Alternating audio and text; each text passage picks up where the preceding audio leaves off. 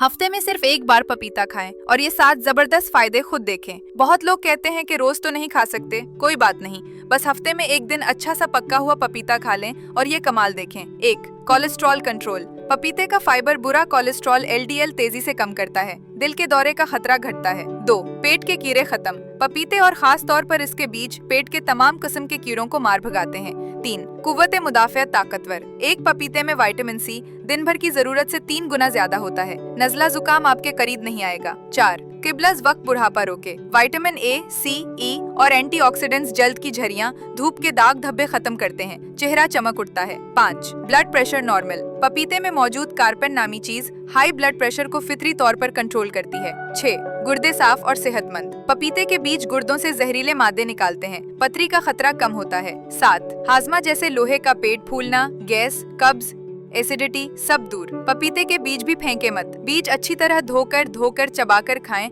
या दही में मिलाकर खाएं, फायदा दुगना हो जाएगा। बस हफ्ते में एक दिन याद रखें, पपीता डे। अपने घर वालों, बच्चों को भी खिलाएं, सेहत का तोहफा दें।